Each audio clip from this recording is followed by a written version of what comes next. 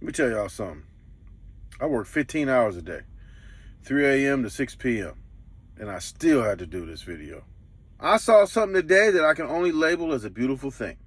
I saw the rally that Kamala Harris gave in Atlanta, looking real presidential, getting at Donald Trump for not debating and connecting with our people. We have a fight in front of us.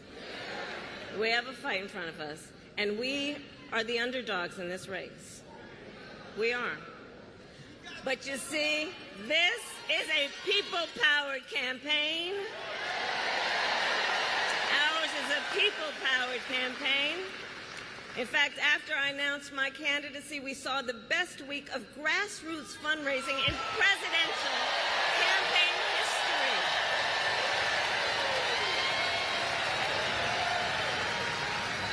And if you go to KamalaHarris.com, you can help us build on that success.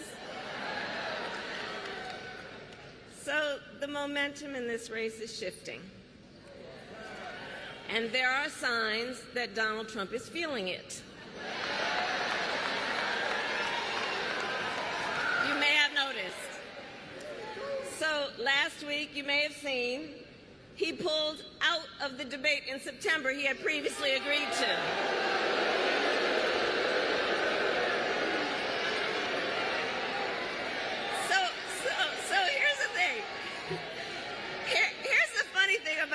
Here's the funny thing about that. So he won't debate, but he and his running mate sure seem to have a lot to say about me. And by the way, don't you find some of their stuff to just be plain weird?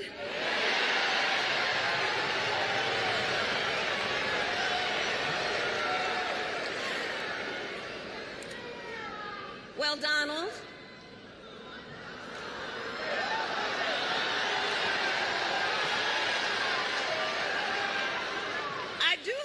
you'll reconsider to meet me on the debate stage.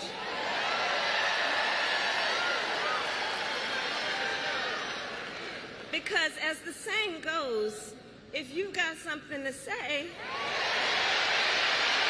it to my face. But wait, I saw something else. I saw videos from 3 different black men that I thought was absolutely disgusting. One of them was Tariq Nasheed. The other one's our old friend, Chill Felipe, Philip Scott, and O'Shea Duke Jackson, the self-proclaimed trick, who for some reason can't go 2 or 3 videos without mentioning Tariq Nasheed. What's that about? I have no idea, but that's my observation.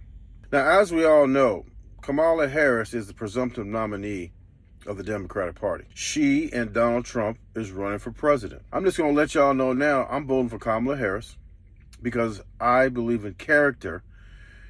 I believe that Donald Trump has none. I also know that Donald Trump has 34 felony convictions.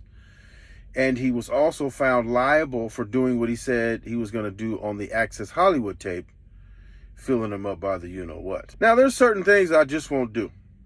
If we homies, I'm not going to have sex with your girlfriend or your mama. I'm not going to be robbing everyday working people at the gas station. And I'm most certainly not going to vote for a con man for president. I say that because I hold character in high regard. And the 3 people I just mentioned, I don't think they do. Here's why. Now, I've been watching these dudes talk about reparations for the longest time. And although I feel like it's a legitimate argument, ever since Kamala Harris became the presumptive nominee, there's been a newfound push to attack her on reparations. In the past, I think she denied it. But here recently, I think she's open to it. Now, I get it. A black woman who appears to be against reparations, that would seem a little crazy, right? But I also get it that if you're limited in your intellectual capabilities, that you might be inclined to attack her while she's running for president against a con man. Now, I've been racking my brain about something, right? And I think I might have it figured out. But in the case of Tariq Nasheed, I seen Tariq Nasheed do a video about the lack of support for reparations from Kamala Harris, right? But I also saw Tariq Nasheed looking like a schoolboy in the principal's office doing an interview on Vlad TV. Now you might ask, is this the same Vlad of Vlad TV that was going back and forth with the black professor at the college and who tried to get her fired by doing it in the most cowardly type of way by adding a hashtag of the school in his rebuttals? Is that the same Vlad of Vlad TV? Is this the same Vlad of Vlad TV that when you go and do an interview on his show, you somehow end up with an FBI indictment? Is this the same Vlad of Vlad TV that Ari Spears had to remind that even though he makes money off our culture, that he doesn't know more about our culture than we do? Is this the same Vlad of Vlad TV that when you try to use any of his footage, he wants to give you a copyright strike as to say that I'm going to make money off your culture, but your culture is not going to make money off me? That same guy? And this is the reason why I was racking my brain. I mean, because it doesn't make sense unless you don't have character.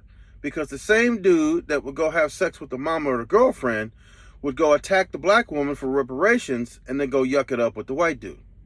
Also known as FBI agent, also known as culture vulture. So you might ask, come on, Hood Trucker, are you saying that these dudes are attacking this black woman behind reparations just because they don't have any character? I guess the short answer would be no, but if you ask me, I think these three knuckleheads are doing the exact same thing for three different reasons. In the case of Tariq Nasheed, I think he's chasing clout like a crackhead chases crack. And what you'll do for crack, you'll do for clout. And in this case, bash the black woman to go hang out with the white dude. And in the case of Chill Felipe, to be fair, he regularly disparages black women, like he gets free groceries at the grocery store. And I don't think he's turning down no groceries. See, Philip Scott is married to an Hispanic woman, and he may feel the need to disparage black women as a way to appease his wife. See, this is commonly diagnosed as black police showing out for the white cop-itis, and there's no cure. And in the case of O'Shea, wait a minute, I wonder if he's related to Shay Shay. O'Shea, Shay Shay? Maybe not. See, in his case, it's a little different. He's a self-proclaimed trick, so that means that he has no problem participating in what's called commercial companionship. Somebody who would engage in that type of activity and all but brag about doing so has to have some type of self-esteem issue. A person who suffers from low self-esteem shouldn't be taken lightly.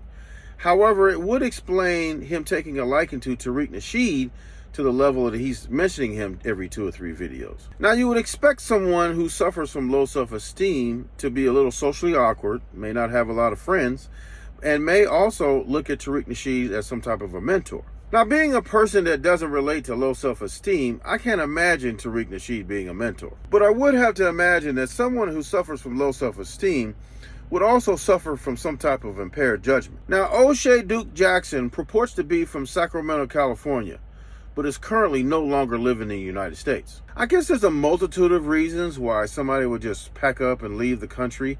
I can think of only one other person off the top of my head that was probably a little socially awkward and had some impaired judgment. That person's name is Russell Simmons.